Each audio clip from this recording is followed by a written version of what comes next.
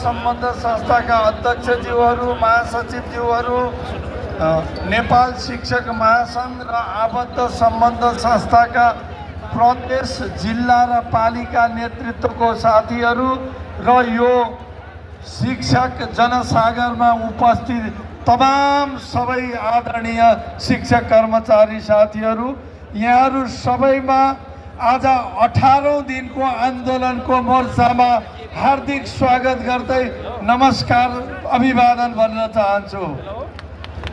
आदरणीय साथीहरू, हिजो हामी कार्यालयीय पदाधिकारी आबद्ध सम्बन्ध संस्थाको बैठकपछि हामी सम्माननीय प्रधानमन्त्रीज्यूलाई भेट्न गयौँ र त्यो भेटपछि आउने बित्तिकै सबै साथीहरूलाई यो कुराको जानकारी होस् भनेर भेटबाट फर्किँदा करिब रातको 2 बजेको थियो।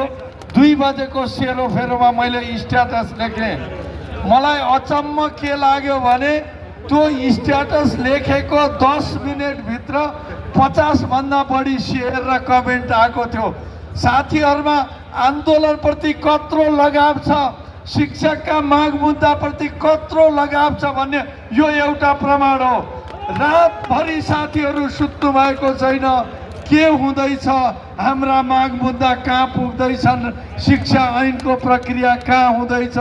हामी त यसपालि घर परिवारमा आमा बुवा हुनेलाई आमा बुवा, आमा बुवा हुनेले आमा बुवालाई, छर छिमेकलाई, घर परिवारलाई, छोरा छोरीलाई समेत ल बुझ्नुभयो।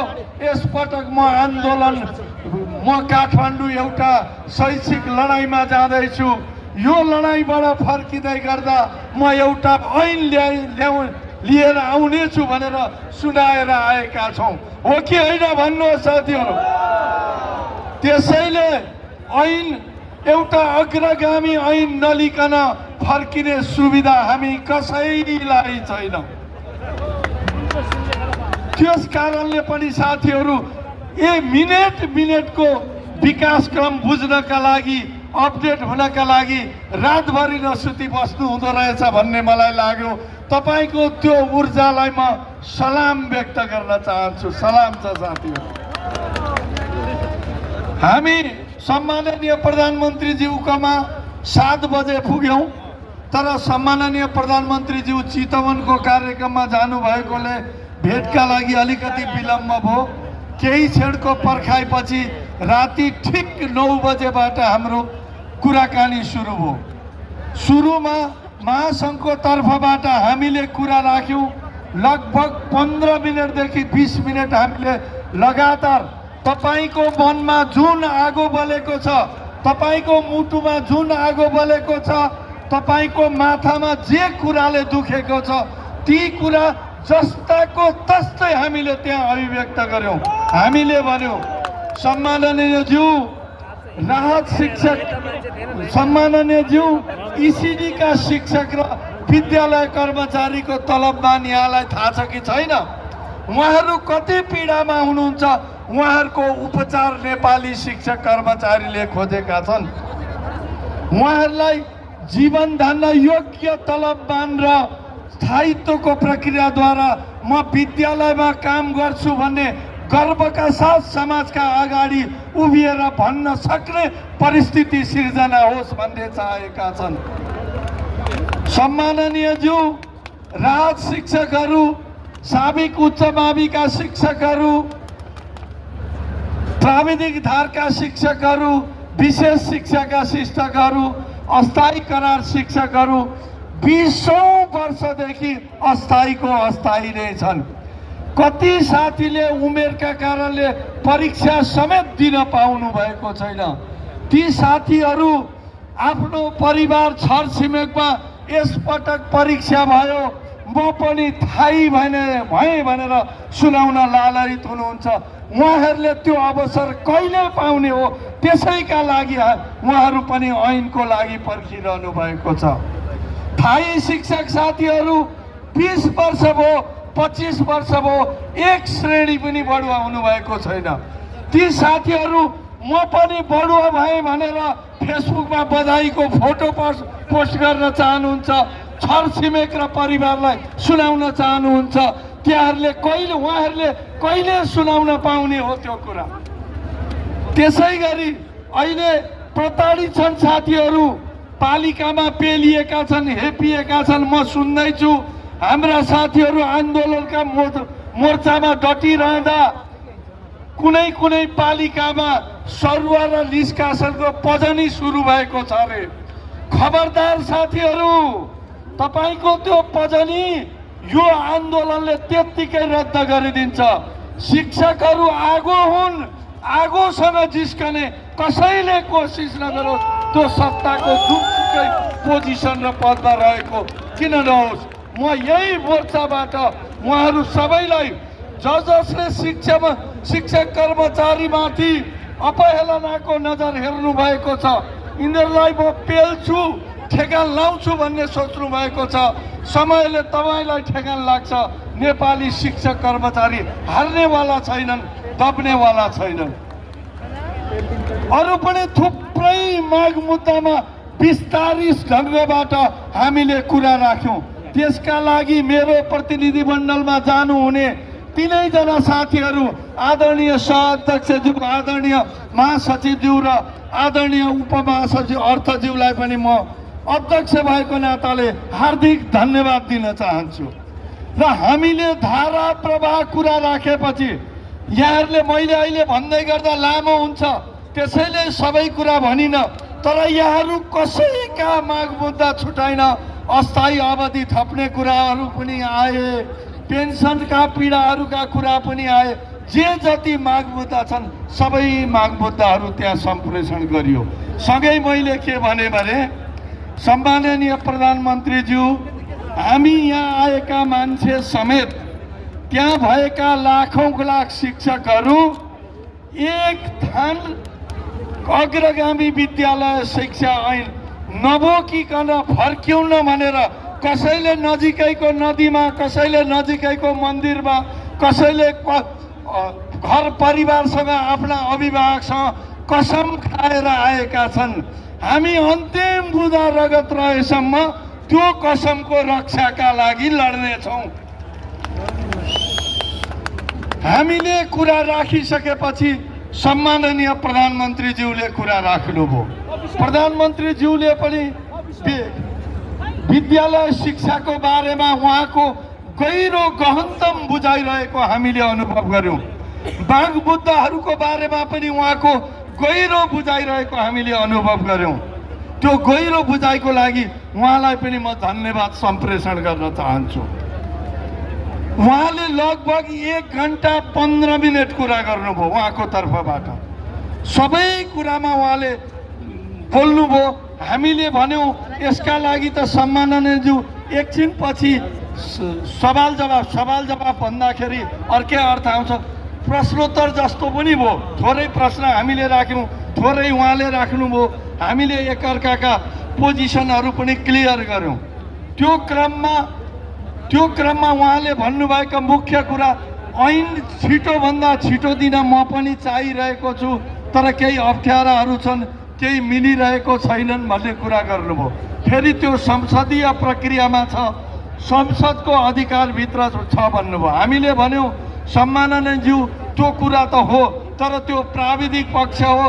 राजनीतिक दलले चाह्यो भने संसदीय प्रक्रिया क्षणभरमा मिल्छ, छिनका भरमा ऐन जारी हुन सक्छ। त्यसैले तपाईको सत्ता सहयात्रीहरू प्रतिपक्ष समेतलाई विश्वासमा लिएर चाँडोभन्दा चाँडो 12 गते संसद बस्दैछ, सक्नुहुन्छ। 12 गते त उद्घाटन र बोल्ने मात्रै कम हुन्छ होला, सक्नुहुन्छ।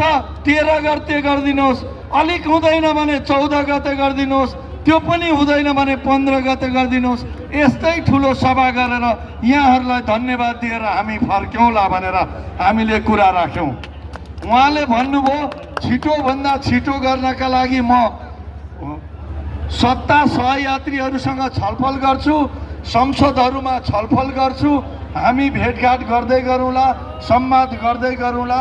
म तपाईँहरूकैका पक्षमा छु भनेर उहाँले कुरा राख्नुभयो। र अन्त्यमा हामीले भन्यौँ हामी अब धेरै पटक सहमति गऱ्यौँ, धेरै पटक कागजमा हस्ताक्षर गरौँ, यस पटक हामी हस्ताक्षर गरेर फर्किनेवाला छैनौँ।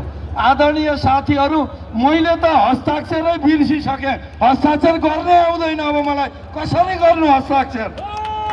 त्यसैले अब यसपटक ऐन लिएर जाने हो, हस्ताक्षर गरेर एउटा थप सहमति लिएर हामी जाने होइन। त्यही कुरा शिष्टतापूर्वक विनम्रतापूर्वक सम्माननीय प्रधानमन्त्रीज्यू समक्ष राखेर हामी बिदा भयौँ। त्यसपछि हामी प्रतिनिधि सभाका आदरणीय सभामुख देवराज घिमिरेज्यूका निवासमा पुग्यौँ। त्यतिखेर 11:40 गएको थियो। उहाँ पनि हामीलाई पर्खेर बसिरहनु भएको रहेछ। उहाँसँग हामी निकै बेर संवाद गऱ्यौँ। संवादको क्रममा उहाँले संसदीय प्रक्रियामा छ भन्ने बित्तिकै नहुन पनि सक्छ भन्ने कुरा गर्नुभयो। हामीले भन्यौँ यहाँहरूको हातमा छ, यहाँहरूले चाहनुभयो भने उपसमितिमा पनि फटाक दिन काम हुन्छ, समितिमा पनि तुरुन्त काम हुन्छ। दलको सहमति भएपछि संसदमा त हुन्छ भन्नेले हुन्छ भन्नुहोस्, हुँदैन भन्नेले हुँदैन भन्नुहोस् भनेपछि स्वाट्टै पास हुन्छ। त्यसो भएपछि यसको कुनै अप्ठ्यारो छैन, यसलाई पास गर्न सकिन्छ भनेर हामीले भन्यौँ। तर उहाँले एउटा कुरामा प्रतिबद्धता जनाउनु भयो, उपसमितिले र समितिले काम सकेर 12 गतेभित्र ल्याइदिन्छन् भने 13 गते म पास गरिदिन तयार छु। अब म समिति र उपसमितिमा भएका माननीय सांसदज्यूहरूलाई, माननीय सांसदज्यूहरू, नेपालको शिक्षा सुधार हामी सबैको सरकार हो, हामी सबैको उत्तरदायित्व हो। त्यसैले यो उत्तरदायित्व वहन गर्नका लागि यहाँहरूबाट अग्रगामी कदमको अपेक्षा यो शिक्षक जनसागरले गरेको छ, विद्यार्थीले गरेको छन्, शैक्षिक जगतले गरेको छ। त्यसमा खरो उत्रन यहाँहरूलाई पनि हार्दिक आह्वान गर्दैछु। 100 भन्दा बढी बुँदामा तपाईँहरूले सहमति गरेर टुङ्ग्याइसक्नु भएको छ। अब त जम्मा 63 बुँदा हुन्। 163 दफामध्ये 63 दफामा 2 दिनमा सकिदिनुहोस्, 3 दिनमा सकिदिनुहोस्, अनि समितिमा तल सहमति भयो भने त्यसले 2 दिनमा सक्छ। 10 गते अगाडि नै यो तयार हुन सक्ने अवस्था छ। त्यसैले यो सार्वजनिक समारोह मार्फत, शिक्षकको जनसागरको मार्फत 4 लाख नेपाली शिक्षक कर्मचारीको तर्फबाट यो काम शीघ्र टुङ्ग्याउन म व्यवस्थापिका संसदमा रहनुभएका सबै माननीय सांसदहरूलाई पनि हार्दिक आग्रह गर्न चाहन्छु। र धेरै बेरको छलफलपछि त्यहाँबाट 12:44 जाँदा हामी निस्क्यौँ। घर पुग्दा लगभग 1:30 बजेको थियो। अनि मैले ठाने साथीहरू म त अहिले 1:30 बजे 2 बजे बिहान ढिलो पो उठ्छु कि साथीहरूलाई कति तनाव हुँदो भनेर एउटा स्ट्याटस लेखेर सुतेँ। तर स्ट्याटस लेखिसक्दा कति सेयर भयो, कति कमेन्ट भयो, मैले यहाँहरूलाई बताइरहेको छु।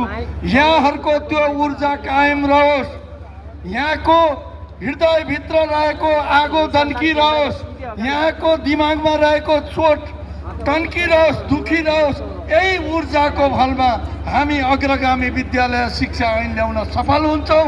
नेतृत्वको तहबाट यो ऐन जारी नभएसम्म यो मोर्चामा डटिरहने, खटिरहने र अडिरहने प्रतिबद्धता जाहेर गर्दै तपाईँहरूका अगाडि कसम खाँदै फेरि एकपटक तपाईँहरू सबैलाई धन्यवाद दिँदै बिदा हुन्छु।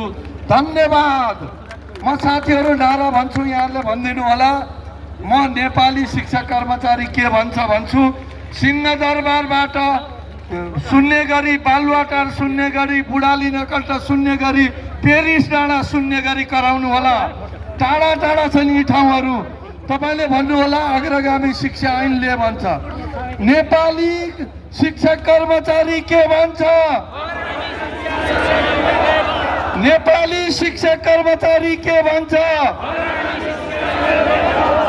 नेपाल शिक्षक महासंघ जिन्दाबाद, नेपाल शिक्षक महासंघ जिन्दाबाद। धन्यवाद।